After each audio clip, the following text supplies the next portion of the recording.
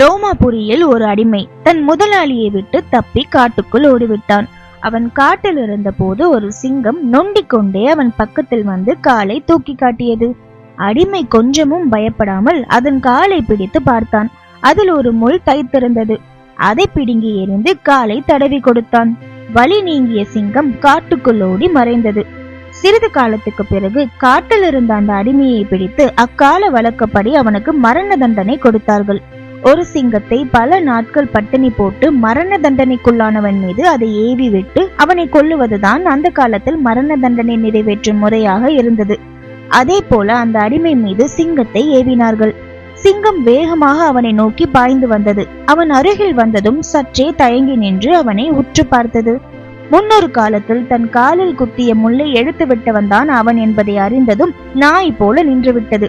அடிமையும் அந்த சிங்கத்தை அடையாளம் கண்டு கொண்டு அதை தடவி கொடுத்தான்.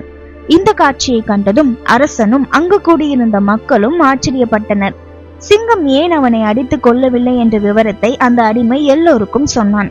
இதை கேட்டு ஆச்சரியமும் மகிழ்ச்சியும் அடைந்த அரசன் அந்த அடிமையை விடுதலை செய்து சிங்கத்தையும் காட்டில் கொண்டு போய் விட்டுவிடுமாறு உத்தரவிட்டான். இப்போ இந்த கதைக்கு ஏத்த மாதிரி நான் உங்களுக்கு ஒரு குரல் சொல்ல போறேன். பயன் தூக்கார் செய்த உதவி நயன் தூக்கி நன்மை கடலின் பெரிது. இந்த குரலோட விளக்கம் என்னன்னா, என்ன பயன் கிடைக்கும்னு எண்ணி பார்க்காமலே அன்பின் காரணமாக ஒருவர் செய்த உதவியின் சிறப்பு கடலை விட பெரியதுன்னு அர்த்தம். இந்த கதையோட நீதியும் அதேதான். ஒருவர் செய்த உதவிய எப்பொழுதும் எந்த இடத்துலயுமே நம்ம மறக்கவே கூடாது. இந்த மாதிரி குட்டி குட்டி ஸ்டோரிஸை நீங்க கேட்கணும்னா அதுக்கு மறக்காம நம்ம ஸ்டோரிஸ் வித் சேனலை சப்ஸ்கிரைப் பண்ணணும். இந்த வீடியோ உங்களுக்கு பிடிச்சிருந்துச்சுன்னா ஒரு லைக் பண்ணிட்டு உங்க ஃப்ரெண்ட்ஸுக்கும் ஷேர் பண்ணுங்க.